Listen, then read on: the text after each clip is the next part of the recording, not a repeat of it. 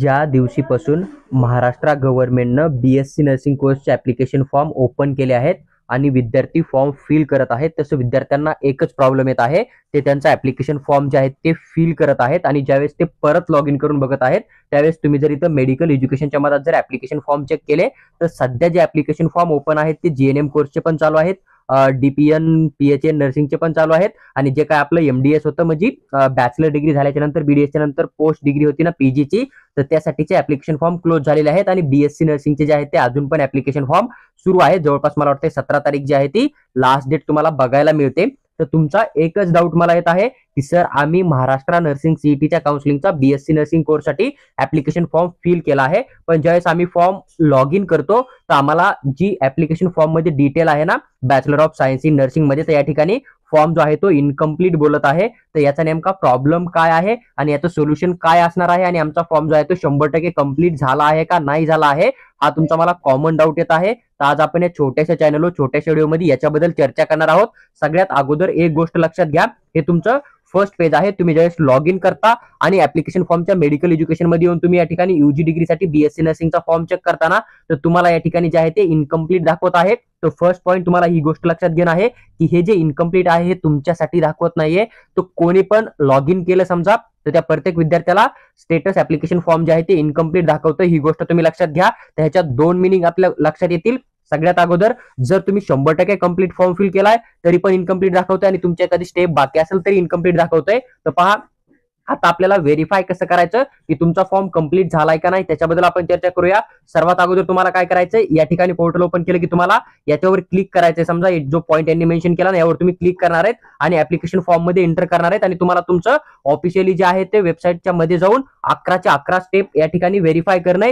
जी काय तुमची 11 नंबरची स्टेप आहे ना ती जर तुमची कंप्लीट असेल, समजा या ठिकाणी डॉक्युमेंट अपलोड वाली आणि त्याच्यासमोर जर कंप्लीट मेन्शन येत असेल तर तुमचा ऍप्लिकेशन फॉर्म जो आहे तो 100% कंप्लीट झाला त्याचा हाच अर्थ होतो. आणि CET सेलनं ब्राउचर किंवा त्यांच्या PDF मध्ये मेन्शन केलंय की ज्यावेळेस तुमचं 1000 रुपये पेमेंट आहे ना ते कंप्लीट होतं त्यावेळेस तुमचा ऍप्लिकेशन फॉर्म जो आहे तो 100% कंप्लीट होतो. त्याच्यानंतर तुम्हाला ऑनलाईन डॉक्युमेंट व्हेरीफाय करणं जस्ट म्हणून तुम्हाला डॉक्युमेंट अपलोड करणं. जरी इनकेस एखाद्या विद्यार्थ्यानं डॉक्युमेंट अपलोड नाही केले किंवा एखाद्या विद्यार्थ्यानं एखादी नॉर्मल PDF जरी अपलोड केली गलतीनं तरी त्या विद्यार्थ्याला CET सेलचा मेल येतो की तुमचे डॉक्युमेंट बाकी आहेत किंवा तुम्ही जो डॉक्युमेंट अपलोड केला तो डॉक्युमेंट चुकीचं आहे. तर ज्यावेळेस मेल येईल त्यावेळेस तुम्हाला तो ऍप्लिकेशन फॉर्म मध्ये डॉक्युमेंट करेक्टली अपलोड करणं असतं. ही गोष्ट लक्षात घ्या.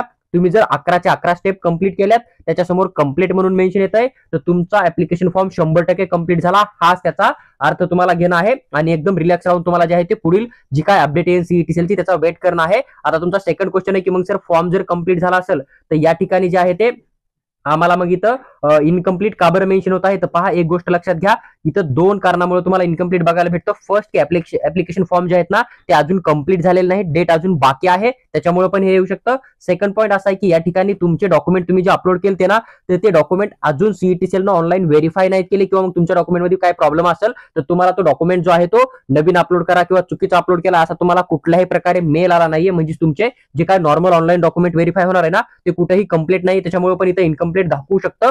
तर हे दोन रिझन जे आहेत ते मोस्टली असतील किंवा मग असं पण असू शकतं की यांनी वेबसाईट जी आहे ती यावर्षी थोडी अलग बनवली. जसं की तुम्हाला आधी जे आहे ते नवीन ID पासवर्ड क्रिएट करून फॉर्म फिल करणं होतं, पण यावर्षी त्यांनी काय केलंय जुन्या ID पासवर्ड मध्ये या ठिकाणी UG आणि PG असं मेन्शन केलं. ज्याचे ऍप्लिकेशन फॉर्म ओपन होते त्याची लिंक जी आहे त्या ठिकाणी मेन्शन केली आणि तुम्हाला इथं काउन्सिलिंग करणं पडते.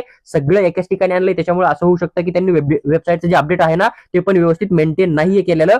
पण तुम्ही जर 11च्या 11 स्टेप कंप्लीट केल्यात आणि त्या ठिकाणी कंप्लीट दाखवतोय किंवा तुमचे जर 1000 रुपये पेमेंट सक्सेसफुली झालंय CET सेलला तर तुमचा ऍप्लिकेशन फॉर्म 100% कंप्लीट झाला आणि SML लिस्ट मध्ये तुमचं 100% नाव येणार आहे. त्याच्यामुळे इथं काय मेन्शन आहे हे तुम्हाला बघून काही प्रकारे टेन्शन घ्यायची गरज नाहीये. तुम्हाला तुमचा फॉर्म ओपन करणं, त्या ठिकाणी जे 11 स्टेप आहे ते 11 स्टेप चेक करणं, त्या जर कंप्लीट असतील तर तुमचा ऍप्लिकेशन फॉर्म 100% कंप्लीट झाला याचा हाच मिनिंग निघतो. ही गोष्ट तुम्हाला लक्षात घेणं. बाकी दुसऱ्या गोष्टीला व्हेरीफाय करून किंवा युट्यूबर इकडे तिकडे व्हिडिओ बघून पॅनिक होण्याची कुठलीही गरज नाहीये.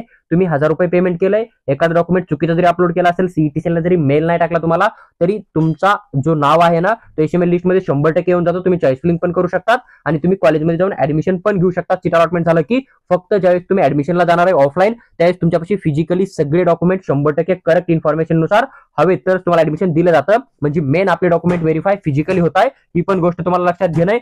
पण जर तुमच्या 10 स्टेपच्या अगोदरची एखादी स्टेप जर इनकम्प्लीट असेल किंवा तुमचं पेमेंट झालेलं नसेल तर तुम्हाला प्रॉब्लेम येऊ शकतो. त्याच्यामुळे तुम्ही फॉर्म लॉग इन करणार आहे, चेक करणार आहे की तुमचं पेमेंट जे आहे ते कंप्लीट झालंय का नाही, आणि त्याच्यानंतर डॉक्युमेंट अपलोड पर्यंत जे 11 स्टेप आहेत त्या कंप्लीट आहे का नाही. त्या जर कंप्लीट असतील तर तुमचा ऍप्लिकेशन फॉर्म 100% कंप्लीट झालाय. त्याच्यामुळे इथं काय मेन्शन आहे ह्या गोष्टीचा तुम्हाला फारसा विचार नाही करणं, ही गोष्ट लक्षात घ्या.